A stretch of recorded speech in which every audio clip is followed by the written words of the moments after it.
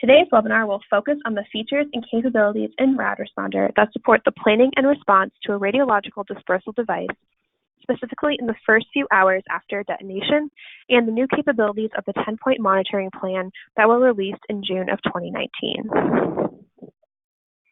We will start by briefly going over the first 100 minutes guidance and what it is.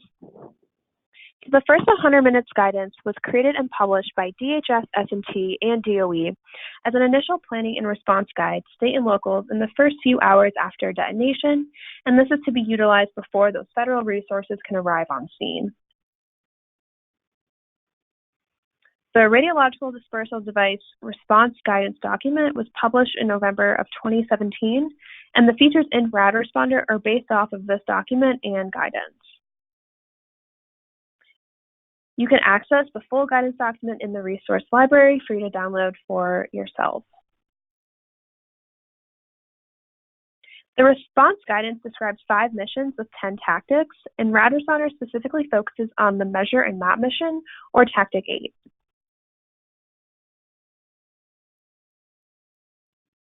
So the purpose of mapping in the first 100 minutes is to answer the question of what's the extent of the radiation dispersal. And there are 2 phases of measuring and mapping those radiation levels. So I'll briefly outline these phases, but as I'm not a subject matter expert on this topic, I strongly encourage you to reference the full document for a more comprehensive explanation. So there are 2 different phases for measuring. So the first phase includes measuring the det zone and the 1 kilometer transect. And the second phase starts with taking measurements in the near field and then activating the downwind or 10-point plan if necessary.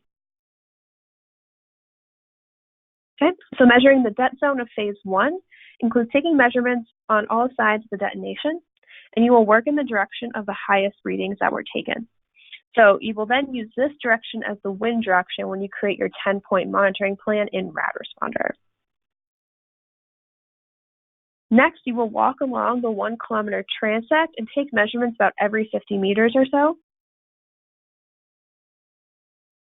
To start phase 2, you will survey the area between the det zone and the 1 kilometer transect to identify the edges of the plume in the near field. And if you see elevated readings at the 1 kilometer transect, then you will activate the 10-point monitoring plan and take readings at those 10 points.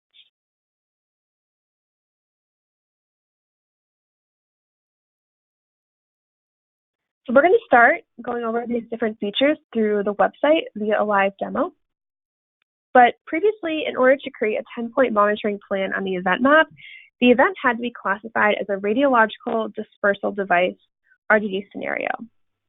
Now, based on the response from the community and requests to enable the 10-point monitoring plan without making it an RDD event, we have taken that into consideration and we've implemented it.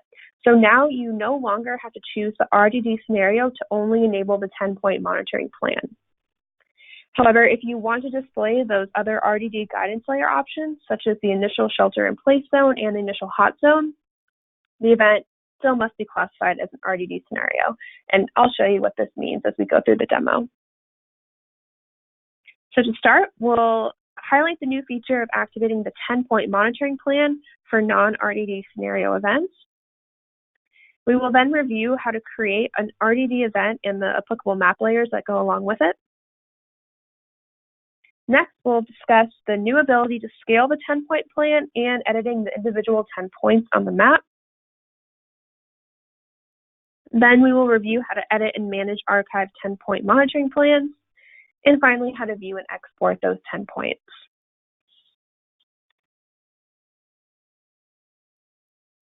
I'm going to switch over to the website, and we will begin the live demo.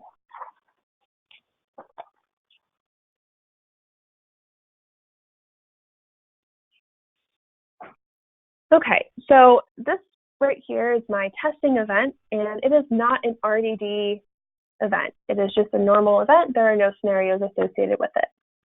So if I want to activate the 10-point monitoring plan for my non-RDD event, I can navigate to this details section right here. and scroll down until I see this 10-point monitoring plan tab and this create button next to it.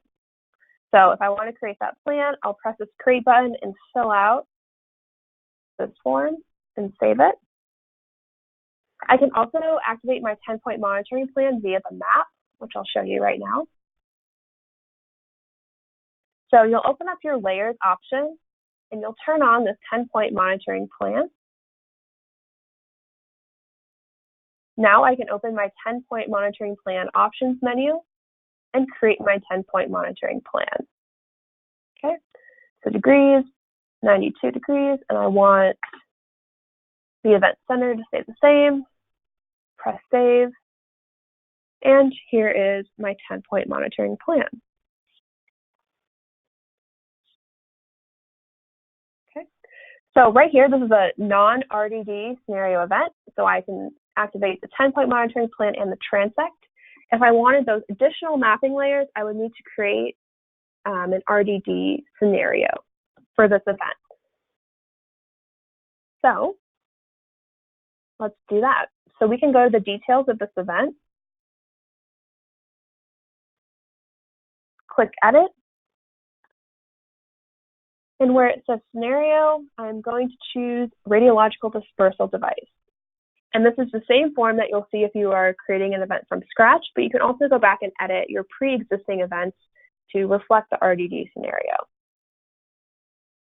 Okay. So I'm going to save my changes here. And now going back to the event map and opening my 10-point monitoring options menu, you will see that I now have the initial shelter in place zone and the initial hot zone that I can toggle on or off.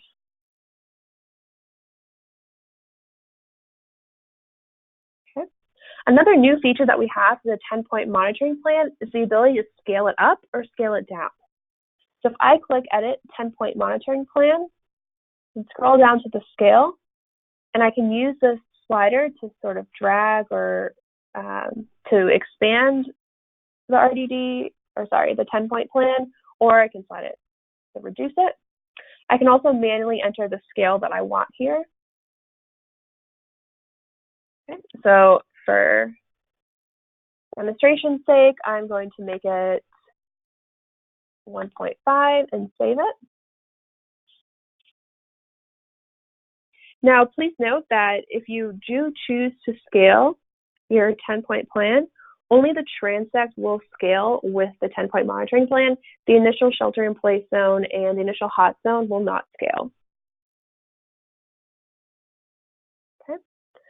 So looking at my 10-point monitoring plan, I can see that point number 2 falls in a body of water. I'm going to turn off these layers so you can see that a little better.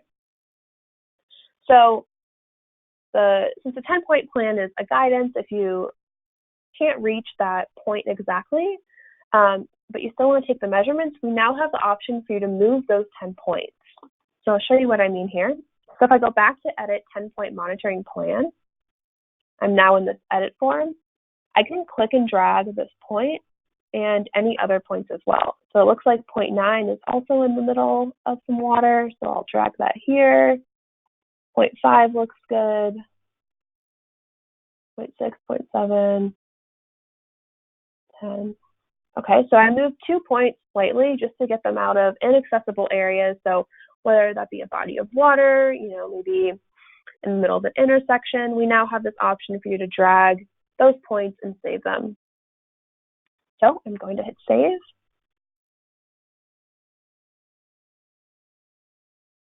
And now my new points that I just edited are saved with this 10-point monitoring plan. Okay, so those are the new features. So the ability to scale the 10-point plan, move the points, as well as initiating a 10-point monitoring plan for non-RDD events. So I'm quickly going to change events for better demonstration purposes. So training. Okay. Okay, so you can also edit and manage your previous 10-point monitoring plan under that Details tab. So for any event, go under Details, scroll down to the 10-point monitoring plan, and here I can see a history of all the different 10-point plans that were created and whether or not they are active or not.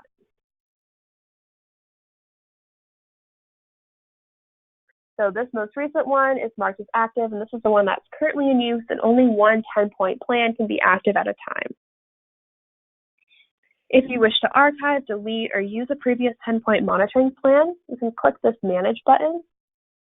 And here is where you can archive or activate, remove.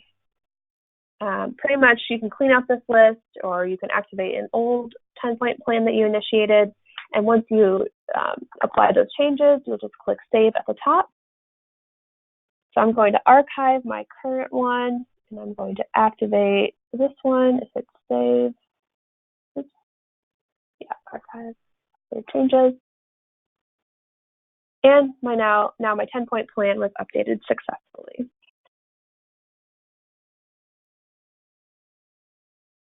Now, if you do choose to click Remove, that plan will not be available for future use. So keep that in mind, whether you want to archive or delete your 10-point plan.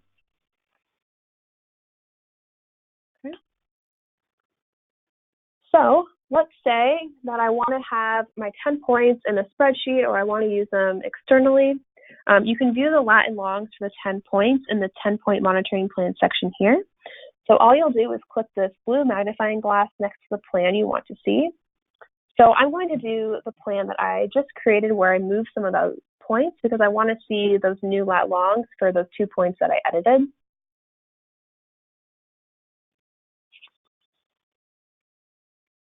I'll click this 10-point monitoring plan points section and expand it. And here I can see all the points and their lat longs, and I can also choose to export it as a CSV file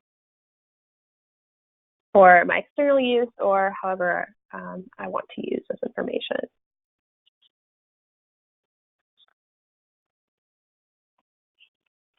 Okay, so that was a brief walkthrough of the different 10-point monitoring plan features, the purpose of making your event an RDD scenario. So if you do want to enable those additional layers, that's why you would do that.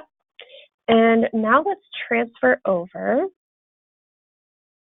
to the mobile app, and we'll see what 10-point plan features and RDD features are available.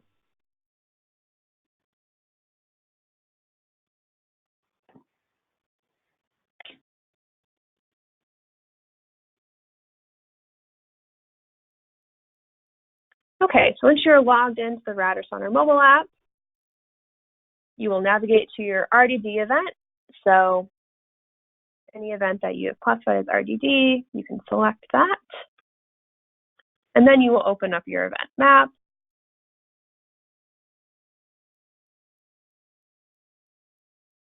Okay.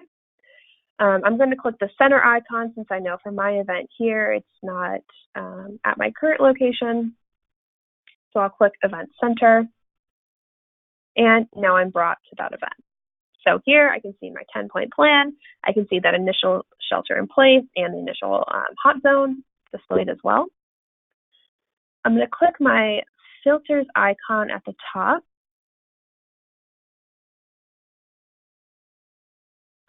And this is where I can adjust what I see. So I can see right now that my 10-point monitoring plan is turned on. And then once that's on, I have these other layer options here. So I can choose to only show the 10-point plan, or I can choose to show them all like I have selected here. Whichever ones I toggle on or off, just make sure to press Save at the top so that those filters are applied to the map. I'm going to leave them all on for now. And if I tap any of those geoshapes, it's going to give me a brief description of what it is. So I tapped the initial shelter in place zone, which is that yellow highlighted section. It's going to give me a brief description. If I tap any of the 10 points, it's going to tell me what point number it is and the coordinates.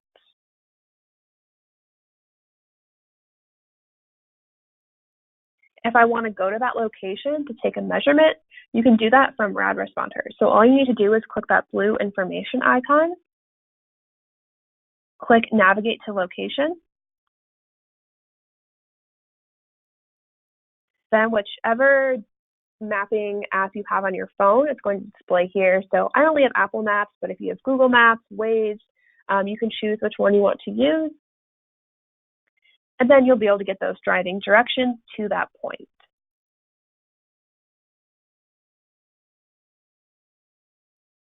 Okay. So I know there was a lot of information that we covered, and some of these are very new to most of you. So please go to our resource library to find the updated job aid on the new RDD features and the existing ones, which is available in our resource library. The mobile app hasn't changed that much. Some of the wording is a little different, and there are improved layering in terms of the geo shapes.